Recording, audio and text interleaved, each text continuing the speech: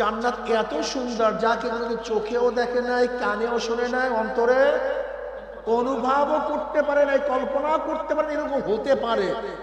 জান্নাত তার চেয়েও সুন্দর। এবার আল্লাহ পাক রব্বুল জিবরাইল বলে, যাও জিবরাইল আমার জাহান্নাম দেখে আসো, ওইটা কেমন বানাইলাম। জিবরাইল আলাইহিস সালাম 500 বছর সফর করতে পারে, জাহান্নাম দেখে শেষ করতে পারে না। এবার রিপোর্ট বলে কেমন দেখলো, বলে আল্লাহ এটা বানাইছেন কেন, এত মারা খুবই কঠিন, এই বানাইছেন কেন আপনি, এখানে কি যাবে।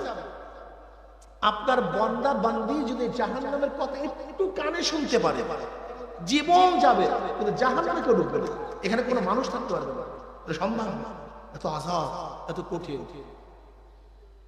এবার আল্লাহ পাক রব্বুল আলামিন বলে, যাও জিবরাইল আমার জান্নাত জাহান্নাম উভয়খানে ঘুরিয়ে দিয়ে দেখিয়ে আস, উভয়টা একবার চক্কর দিয়ে আসো। এবার জিবরাইল আলাইহিস সালাম, তো এই হাদিসটা মনে রাখবেন, জীবনের পথ চলতে সহজ হবে। এবার জিবরাইল আলাইহিস সালাম জান্নাতের পাশে যখন গেছেন, দেখেন চারো পাশে কাঁটার বেড়া। কিসের বেড়া? কাঁটার বেড়া। জিবরাইল আলাইহিস সালাম মন খুব খারাপ হয়ে গেছে। আর জাহান্নামের চারপাশে এত সুন্দর ফুলের বাগান, এত আকর্ষণীয়, এত শোভনীয়, ওখানে একবার কেউ ঢুকলে সহজ আর বের হতে পারবে না। জিবরাইলের মন খুবই খারাপ। আয়েশা বলতেছে, জিবরাইল আলাইহিস সালাতু ওয়াস সালাম রিপোর্ট পেশ করবেন, আল্লাহ তুমি জান্নাতের চারপাশে যেভাবে কাঁটার বেড়া দিয়েছে, আমার ভয় লাগতেছে, আমার খুবই ভয় লাগতেছে, আমার আশঙ্কা হইতেছে তোমার বান্দারা যখন জান্নাতে ঢুকতে যাবে ওই কাঁটার আঘাত খেয়ে আবার ফিরিয়ে না আসে, আমার ভয় লাগতেছে। আর তুমি জাহান্নামের চারপাশে যেইভাবে ফুলের বাগান, আকর্ষণীয় বাগান সৃষ্টি করছো, আমার ভয় লাগে একবার যদি বাগানের মধ্যে কেউ ঢুকে যায় আর ফুল তুলতে তুলতে না আবার জাহান্নামে ফিরিয়ে যায়, আমার ভয় লাগতেছে। জান্নাতে ঢুকতে গেলে কিসের আঘাত খেতে হবে, আর জাহান্নামে ঢুকলে এইটা মনে রাখবে, এইটা মনে। যেরকম বেলালে হাবশী রাদিয়াল্লাহু তাআলা আনহুর একসময় কোনো দাম ছিল না, নিজেও গোলাম ছিলেন, বাবাও গোলাম ছিলেন, দাদাও গোলাম ছিলেন, 1 টাকার মালিক ছিলেন না। কিন্তু সরদার দো আলম আলাইহিস সালাতু ওয়াস সালামের দামি মজলিসে যাওয়ার কারণে, ওই দামি ব্যক্তির সাথে সম্পৃক্ত হওয়ার কারণে বেলালে হাবশীর মতো গোলাম দামি হয়ে গেছে। কত গোলাম দুনিয়ার থেকে বিদায় হয়ে গেছে, কেউ কারোর নামও নেই না। আর আজকে নারায়ণগঞ্জের এই মাহফিলে বেলালে হাবশীর নাম কত শ্রদ্ধা ভরে, কত মোহাব্বতের সাথে উচ্চারণ করতেছে। অথচ বেলালে হাবশী ছিল কালো, মূর্খ, শিক্ষা করার কোনো সুযোগ পান নাই, টাকা অর্জন করার মালিক হওয়ার কোনো সুযোগ নেই, সে তো গোলাম। জমিরও মালিক ছিল, কিন্তু দামি জায়গা যাওয়ার কারণে সে কি হয়ে গেছে, কথা বলে না। কেমন দাম আল্লাহ। বেলালে হাবশী হাটে জমিনের মধ্যে পায়ের আওয়াজ আরো শোনা, এত দামি হয়ে গেছে। বেলালে হাবশী আজান দেয় জমিনের মধ্যে, আজানের আওয়াজ 7 তবক আসমান ভেদ করে চলে যায় আরো শোনা। আপনারা জানেন দামি সোহবাতে থাকার কারণে রাবেয়া বসরি রহমতুল্লাহ আলাইহা, সেও লিয়ন্ডি ছিল, বাঁধি ছিল, চেহারাও খুব সৌন্দর্য ছিল এরকম না, অথচ দামি সোহবাতে যাওয়ার কারণে রাবেয়া বসরির নাম আমরা কত শ্রদ্ধা ভরে উচ্চারণ করি, দামি জায়গায় গেছে।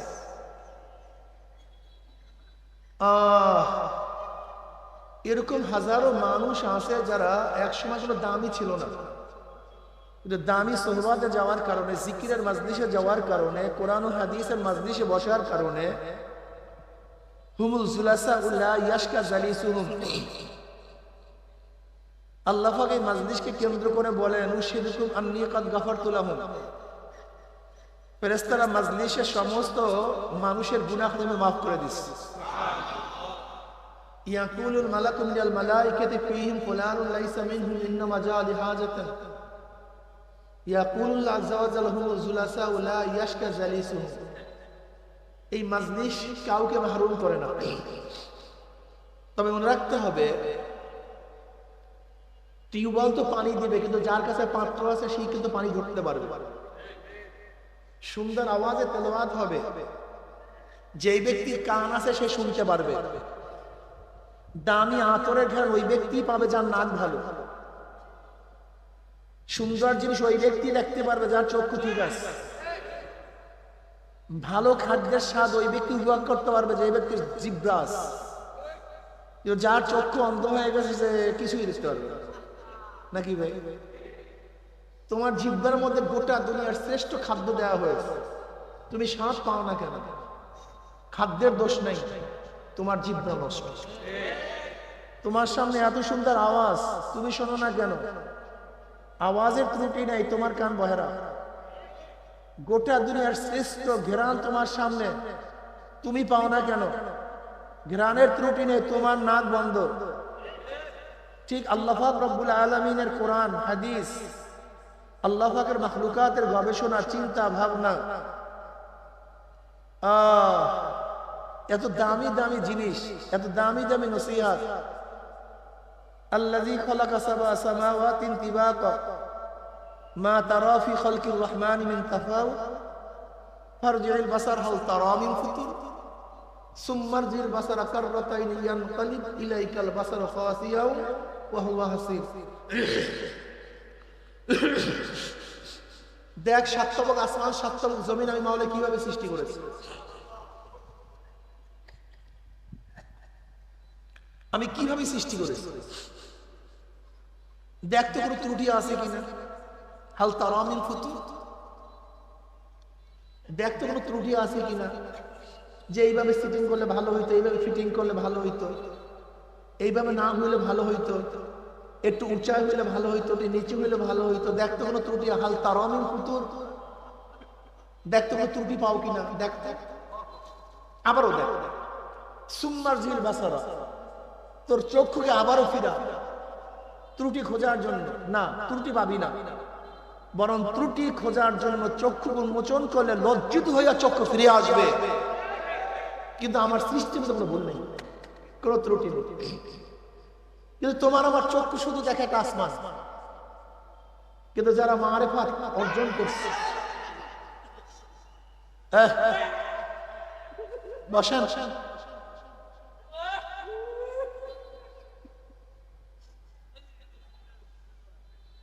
তাদের চক্ষু শুধু আসমান দেখে না। তুমি আমি সূর্য দেখি,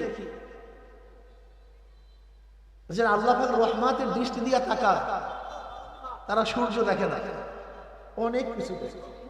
কি ভাই দেখো, গাছের মধ্যে আপেল সৃষ্টি হওয়ার পর থেকে আপেল কি নিচের দিকে আসছে না উপরের দিকে গেছে? কথা বলেন না কেন? কিন্তু কেউ কোনো কিছু আবিষ্কার করতে পারে নাই।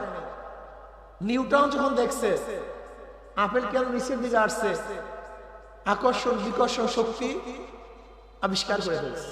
কি বুঝলেন?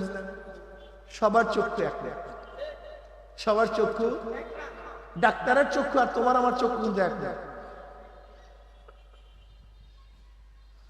তোমার আমার চেহারা ডাক্তার দেখলে বুঝতে পারে কোন রোগের জান ঢুকছে, কিন্তু তুমি আমি কিন্তু বুঝতে পারি না। যদিও চক্ষু বাহ্যিক দৃষ্টিতে এক, কিন্তু আসলে অরিজিনাল চক্ষু কিন্তু এক না।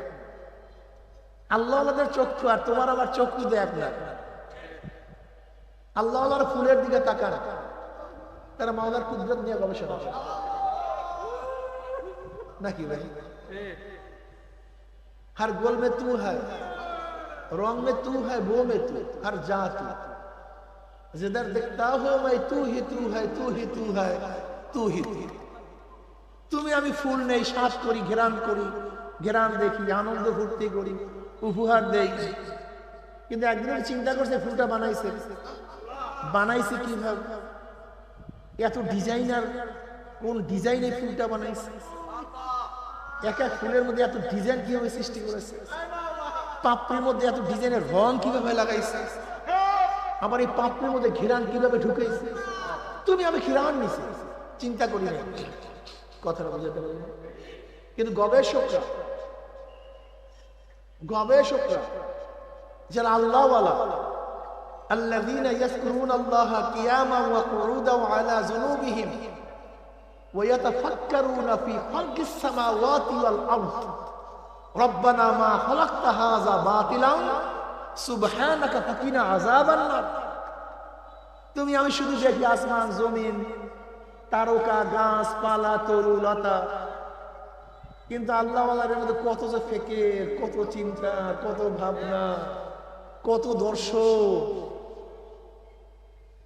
তারা এই সমস্ত ফিকিরের মাধ্যমে আল্লাহকে পায়। এখানে যারা আছেন আমার মুরব্বী যুবক বাবারা, দেখেন সৃষ্টি লগ্ন থেকে আল্লাহ দুইটা গ্রুপ করছেন। কয়টা গ্রুপ? সৃষ্টি লগ্ন থেকে আল্লাহ দুইটা গ্রুপ করছেন এবং দুইজন দুইজনকে শত্রু বানায় দিছে। আদম শয়তান। আদমের শত্রুকে, শয়তানের শত্রুকে এই শুরু একের প্রথম থেকে। এই ডিজাইনটা মনে রাখবেন মাথার মধ্যে। প্রথম থেকে ডিজাইনার ডিজাইনই করছেন নেগেটিভ পজিটিভ। আদম শয়তান, কারণ আল্লাহ শুধু আদমকে বানাইতে পারতেন না, শয়তানের দরকারটা কিছু, কিন্তু ডিজাইনার সে ডিজাইন করেন না। ডিজাইনার ডিজাইনটাই করছেন এইভাবে, একদল তার পক্ষে একদল তার বিপক্ষে, নাহলে জমে না। আমি পক্ষে বিপক্ষে না থাকলে কোনো কিছুই জমে না, নেগেটিভ পজিটিভ না থাকলে কিছুই হয় না। আল্লাহ পাক রব্বুল আলামিন তো স্রষ্টা, সে তো গোটা মাখলুকের ডিজাইন করছেন নাকি ভাই? কিভাবে কি সৃষ্টি করবেন তা আল্লাহ পাক সূচনাটি আদম শয়তান একজন আরেকজনের কি দুশমন। তার মানে আদমের গ্রুপে থাকবে কথা, আদমের গ্রুপে থাকবে শয়তানের গ্রুপও। বাস এই উসুলটা মনে রাখেন, এই মূল নীতি মনে রাখেন। হসপিটাল আছে কি নাই? সেখানে রুগী নাই, আপনার জান না কেন? জেলখানা নাই নারায়ণগঞ্জে, আসামি নাই, আপনার জান না কেন? দেখেন জেলখানা আছে, সেখানে মানুষ আছে, কিন্তু আমি যাইতে চাই। হসপিটাল আছে, সেখানে মানুষ থাকবে, কিন্তু আমি অসুস্থতা চাই না। শয়তানের গ্রুপে লোক থাকবে, কিন্তু আমি সেই গ্রুপে থাকতে চাই। থাকবে না তা না। মূর্খ শিক্ষিত, মূর্খ নাই, মূর্খের গ্রুপে লোক নাই, আমি থাকতে চাই।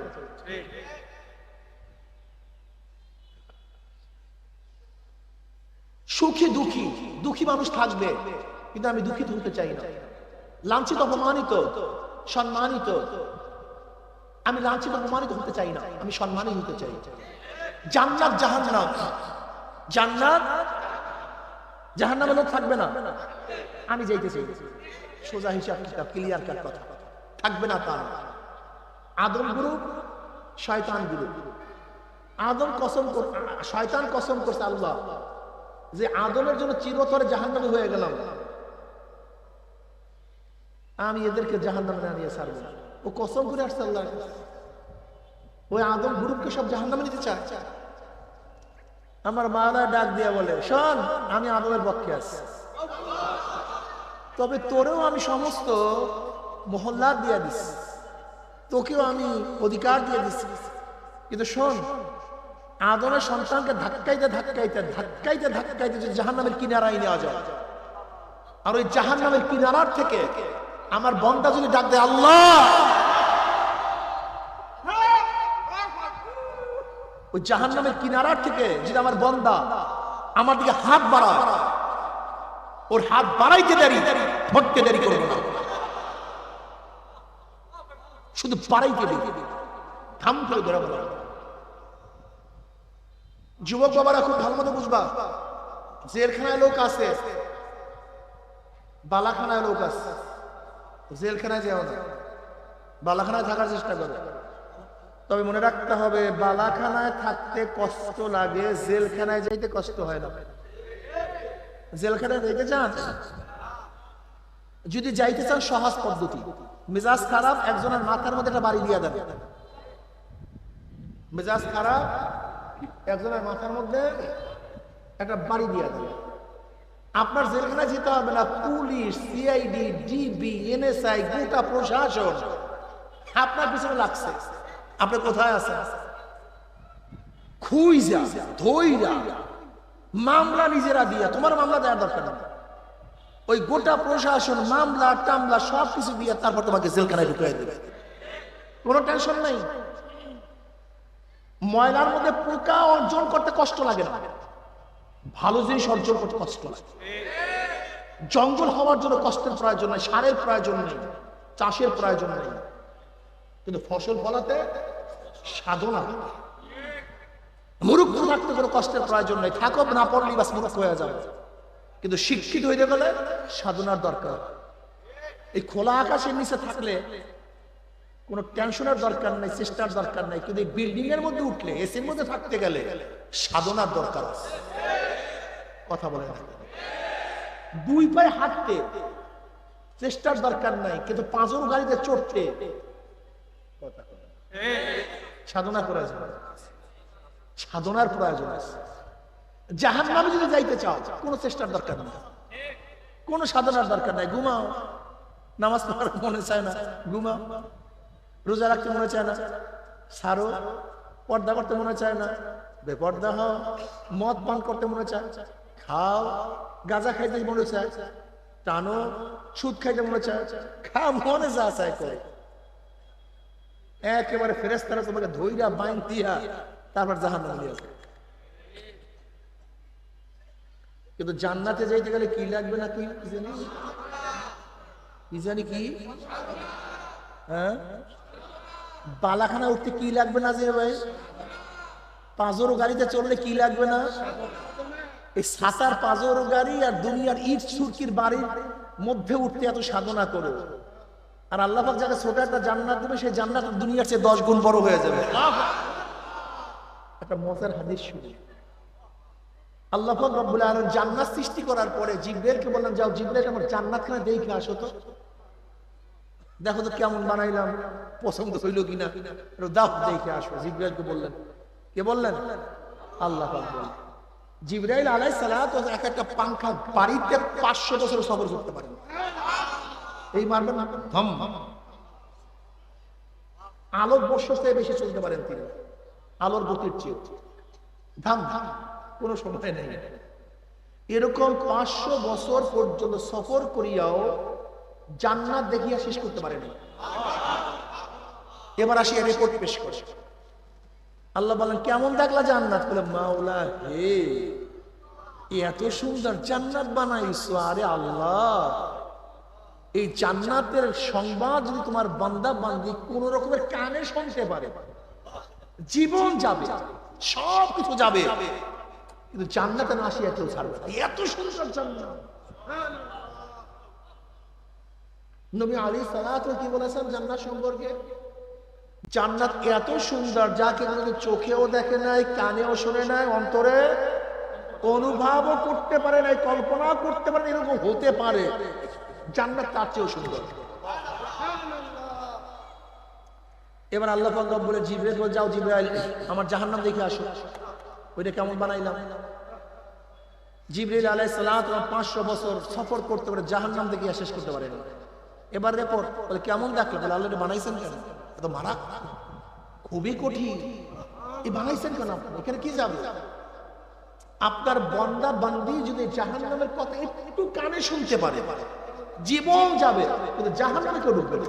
এখানে কোনো মানুষ থাকতে পারবে না, সম্ভব না, এত আযাব, এত কঠিন।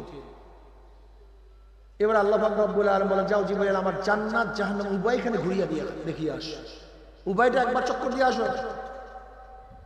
এবার জিবরাইল আলাইহিস সালাত, এই হাদিসটা মনে রাখবেন, জীবনের পথ চলতে সহজ হবে। এবার জিবরাইল আলাইহিস সালাত জান্নাতের পাশে যখন গেছেন, দেখেন চারো পাশে কাঁটার বেড়া। কিসের বেড়া?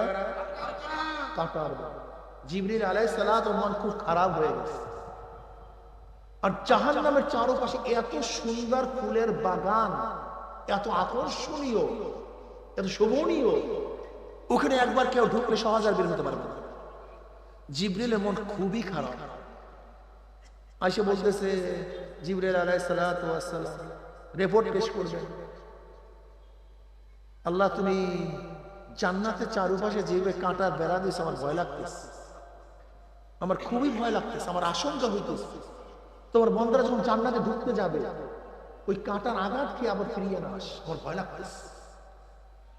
আর তুমি জাহান্নামের চারপাশে যেইভাবে ফুলের বাগান, আকর্ষণীয় বাগান সৃষ্টি করছো, আমার ভয় লাগে একবার যদি বাগানের মধ্যে কেউ ঢুকে যায় আর ফুল তুলতে তুলতে না আবার জাহান্নামে ফিরিয়ে যায়, আমার ভয় লাগতেছে।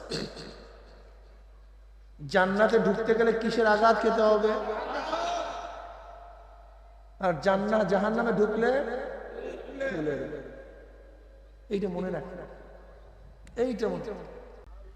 ফজরের নামাজ, গোসল ফরজ, প্রচন্ড ঠান্ডা, গরম পানির ব্যবস্থা নাই।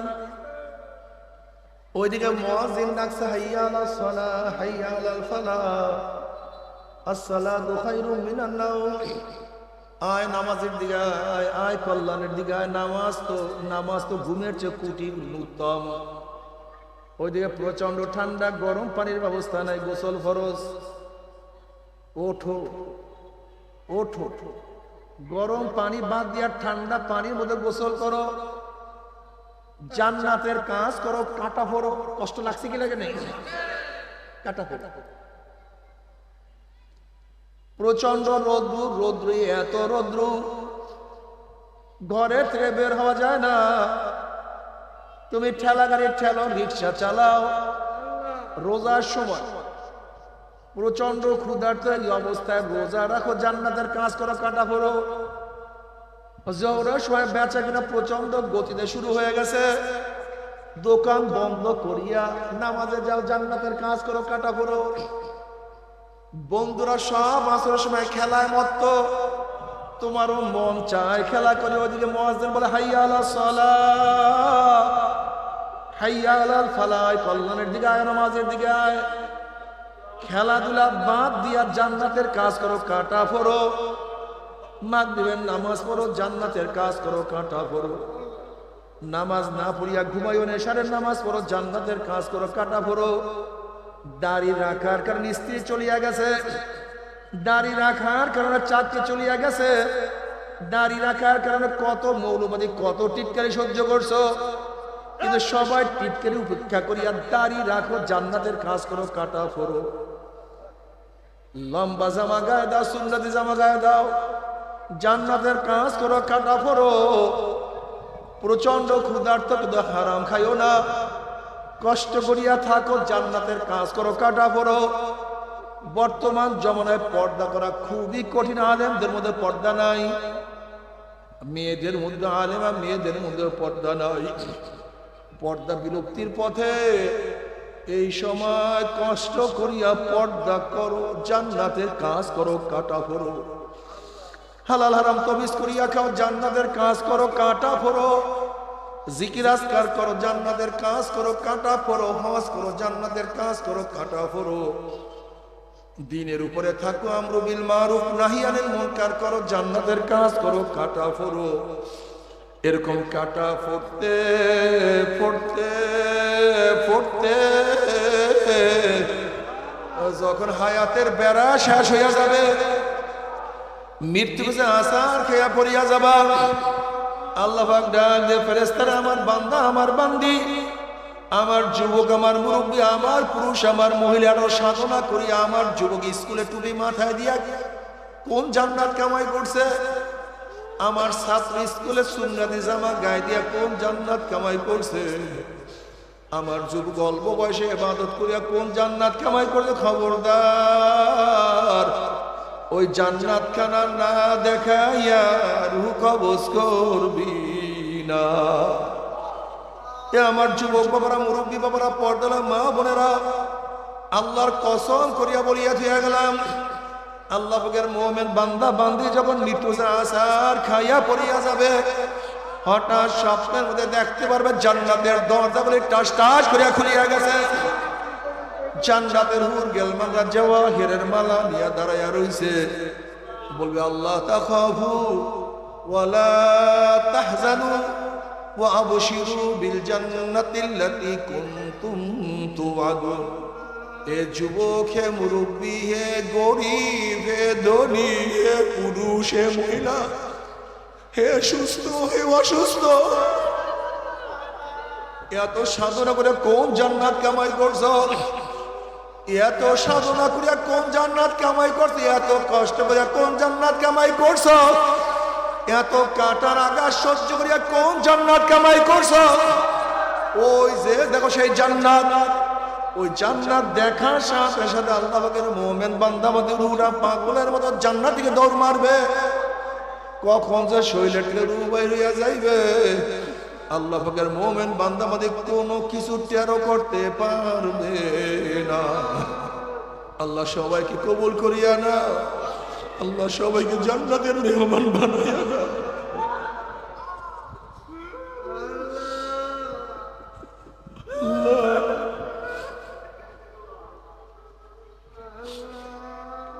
নবী আলাইহিস সালাতু ওয়াস সালাম ফরমান, হে আমার বান্দা বান্দা, হে আমার উম্মতেরা, যখন জান্নাতের সুসংবাদ শোনো, 2 ফোঁটা চোখের পানি ফলাইয়া দিয়ে আল্লাহর কাছে দোয়া করো, মাওলা হে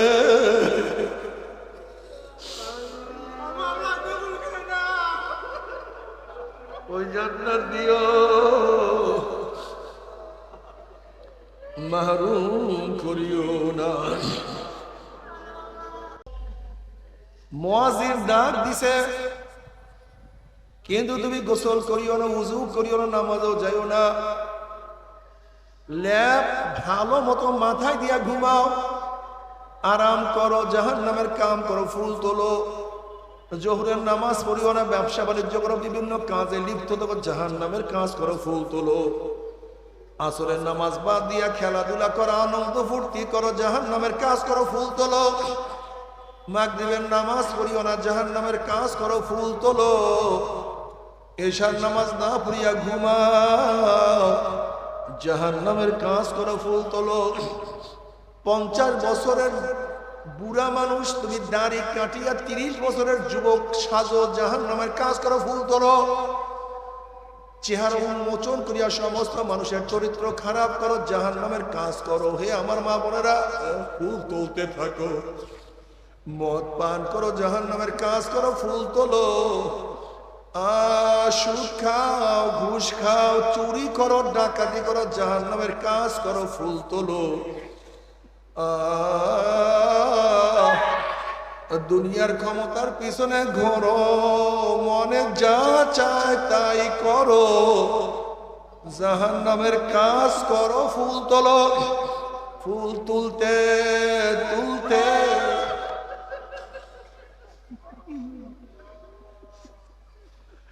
ফুল তুলতে তুলতে হায়াতের বেলা যখন শেষ হইয়া যাবে, মৃত্যুতে আসার খেয়া পড়িয়া যাবা, আল্লাহ পাক ডাক দেবে, ফেরেশতারে, আমার নাফরমান জাহান্নামের কাজ করিয়া ফুল তুলিয়া আনন্দ ফুর্তি করিয়া কোন জাহান্নাম কামাই করছে, খবরদার ওই জাহান্নাম খানা না দেখাইয়া রূহটাকে কবজ করবি না।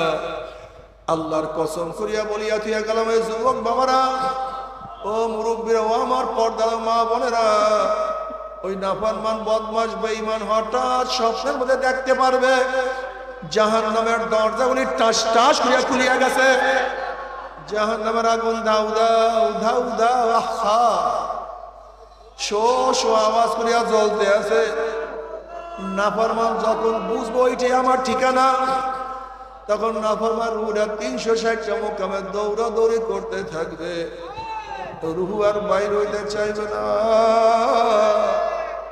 করুণ দৃষ্টিতে রুহটা আজরাইলের তাকায় বলে, ভাই আজরাইল, আমি তো বুঝতেই পারি নাই, আমার বয়স তো মাত্র 16, আমার বয়স তো মাত্র 18, আমি তো মাত্র ছাত্র, আমি বুঝতেই পারি না, ছাত্র জীবনে তুমি আমার সামনে হাজির হয়ে যাবা।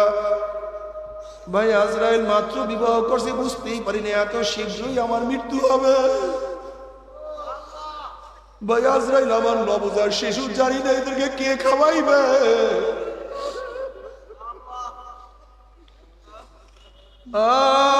আমাকে একটু সময় দাও। আজরাইল আলাইহিস সালাতু ওয়াস সালাম, ওয়া লা ইউআখিরুল্লাহু নাফসান ইযা জা আজালুহা, এক সেকেন্ড আগেও না, এক সেকেন্ড পরেও না, আর তোকে চান্স দেওয়া হবে না। ও নাফরমান, দেখ কোন জাহান্নাম কামাই করছো। নাফরমান জাহান্নাম দেখার সাথে সাথে কলিজাটা উল্টে যাবে। আজরাইল আলাইহিস সালাতু ওয়াস সালাম এমন ভাবে রুহুর উপরে থাবা মারবে, থাবার পরে রুহুটা টান দিয়া রক সিরিয়া সিরিয়া নিয়ে চলিয়া যাবে। সবাইকে ক্ষমা করিয়া দাও। আল্লাহ ইবাদত করার তৌফিক দিয়া দাও।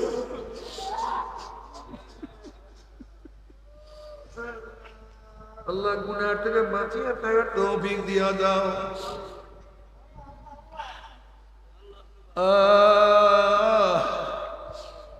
বাবার আযাবুল কবর হাক্কুন, কবর আযাব সত্য, কোনো সন্দেহ নাই। বাবারে আমার দাদা জান রহমাতুল্লাহ আলাইহি তার কিতাবের মধ্যে সত্য একটা ঘটনা নিয়ে আসছেন। আমার দাদা জান রহমাতুল্লাহ আলাইহির বিয়াই আব্দুল কাদের ফরাজি সাহেব দাদা জান রহমাতুল্লাহ আলাইহিকে বলছেন, বিয়াই সাহেব একটা আজীব ঘটনা শুনে, আশ্চর্য ঘটনা শুনেন। ঢাকার এক বড় লোক, বহু টাকার মালিক, সারাদিন টাকা পয়সা নিয়ে ব্যস্ত থাকতো, নামাজ রোজার কাছেও যাইতো না। সে মারা যাওয়ার পরে তাকে যখন দাফন করিয়া চলে আসলাম, তার ছেলে বলে আমার একটা চেক কবরের মধ্যে পড়িয়া গেছে, হয়তো আল্লাহ কুদরত দেখাবে, এর জন্য এই ঘটনা ঘটছে। এই মাত্র দাফন করলাম, চেকটাকে নষ্ট করিয়া কি লাভ? আব্দুল কাদের ফরাজি সাহেব বলে, বেআই পরামর্শ করলাম, আমরা সবাই গেলাম কবর খনন করার জন্য। আমরা যখন এই কবরের থেকে মাটি উঠানো শুরু করলাম,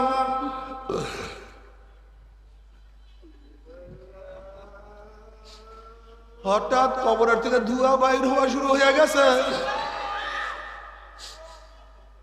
আমরা চিন্তা করলাম এগুলি কিছু না, হয়তো গ্যাস পরগণ্য কিছু হয়েছে।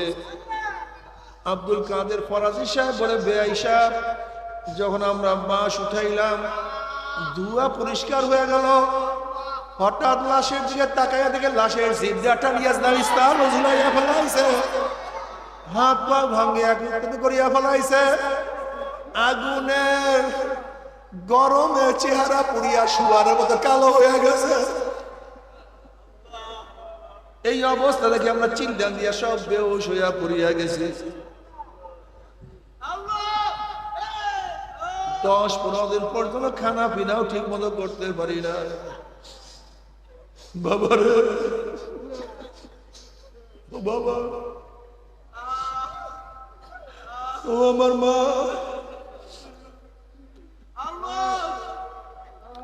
কোরআন কোনদিন মিথ্যা হইতে পারে না।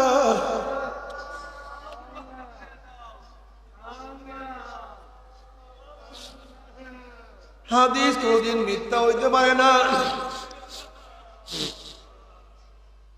আল্লাহর ওলিরা কোনদিন মিথ্যা কথা বলতে পারে না। এই মওয়াতের মামলা, কবরের মামলা, কিয়ামতের মামলা, মিজানের মামলা, ওই পুসরাতের মামলা যে একবার স্লিপ কাটিয়া যায়, আর তো আপিল করা যাবে না। আল্লাহ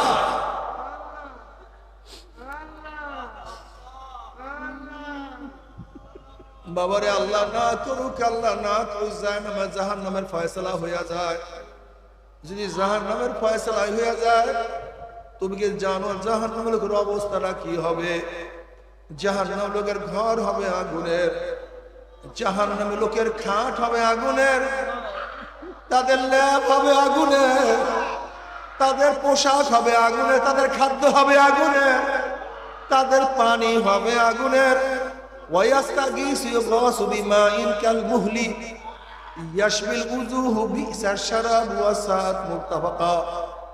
যখন জাহান্নামীরা পানি পানি করে চিল্লাতে থাকবে, তাদের সামনে যখন গরম পুষ হাজির করা হবে, ওই গরম পুষ এবং পানির গরমে চেহারার চামড়া খুলিয়া ঝাপাত করিয়া পড়িয়া যাবে।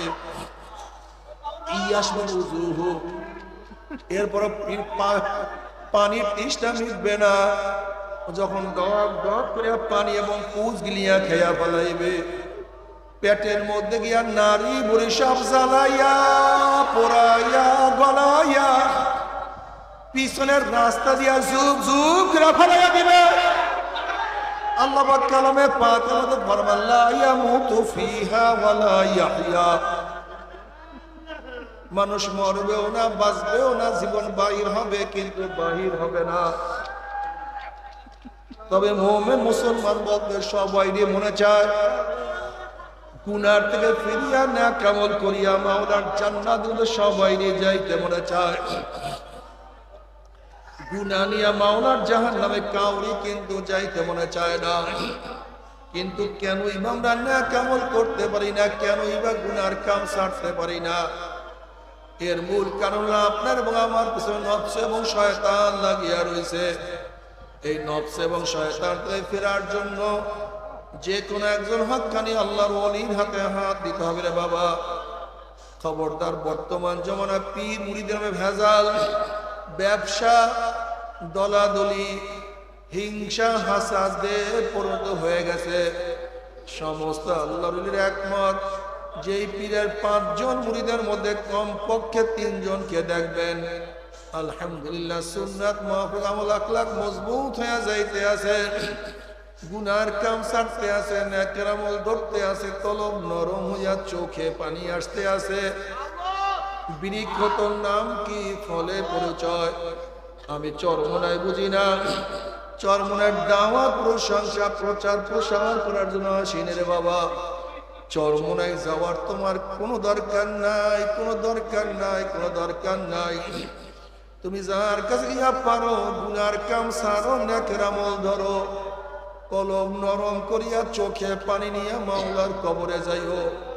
যেরকম দুনিয়ার ঘরে আগুন লাগলে পানি ছাড়া নিবানো যায় না, ঠিক তদ্রুপ তোমার এবং আমার গুনার দ্বারা যেই জাহান্নামের আগুন জ্বলিয়া রয়েছে, চোখের পানি অস্তারা করে জাহান্নামের আগুন নিবানো সম্ভব না। কাজে আমার জন্য দোয়া চাই, আমিও দোয়া করি। সবাই সবার জন্য প্রাণ খুলিয়া দোয়া করো, যেন কিয়ামতের ময়দানে গলাগলি বাঁধিয়া মাওলা একসাথে জান্নাতে যাওয়ার তৌফিক দিয়া দেয়। আল্লাহুম্মা আমিন। ও আমার পর্দার মা বোনেরা, 2 হাত তুলিয়া মাওলার দরবারে কান্দো, মাওলার কাছে মাপ চাও। আল্লাহ আমরা প্রতিভায় গুনাহগার বান্দা, আমরা প্রতিভায় গুনাহগার বান্দা, প্রতিভায় গুনাহগার বান্দা, গুনার বোঝা মাথায় নিয়া আপনার শাহী দরবারে হাত তুললাম রে মাওলা। আল্লাহ আমরা যতই গুনাহ করি না কেন, আমাদের গুনার সীমা আছে, সংখ্যা আছে। তোমার রহমতের কোনো সীমাও নাই, সংখ্যাও নাই। আমার গুনার দিকে না তাকাইয়া তোমার রহমতের দিকে তাকাইয়া তুমি আমাদের জিন্দগির সমস্ত গুনাহ খাতা মাফ করে দাও। আল্লাহ তুমি মাফ করবাই না, ক্ষমা করবাই না। তাহলে তোমার বান্দারা এখানে কেন আসছে? আল্লাহ কি পাওয়ার জন্য আসছে, কি চাওয়ার জন্য আসছে? আল্লাহ আমরা দুনিয়ার কবরে শুয়ে রয়েছে, সবার কবরে আযাবকে মাফ করে দাও।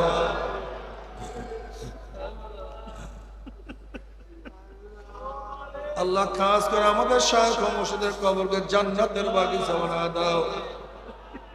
মা দাদা সহ তামাম দুনিয়ার মাশায়েখদের মাকামকে জান্নাতের মধ্যে বুলন্দ করে দাও।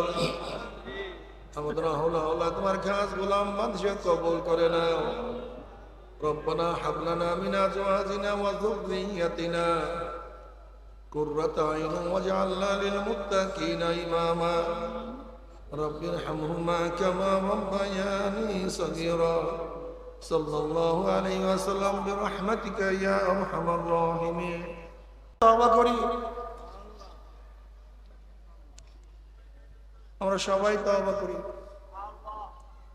পর্দালে মুআমিন আপনার নিয়ত করেন মুহাম্মদের সাথে তওবা করতেছি এই তওবার মধ্যে যাদের বায়াত হন নিয়ত মুরিদ হন নিয়ত তারা নিয়ত করেন মুরিদ হয়ে গেলাম আর যাদের মুরিদ হন নিয়ত নেই তারা নিয়ত করেন গুনার থেকে তওবা করলাম আল্লাহ পাক আমাদের প্রত্যেকের নেক নিয়াতকে কবুল করে নেবেন। সবাই আমার সাথে সাথে পড়েন আউযু বিল্লাহ।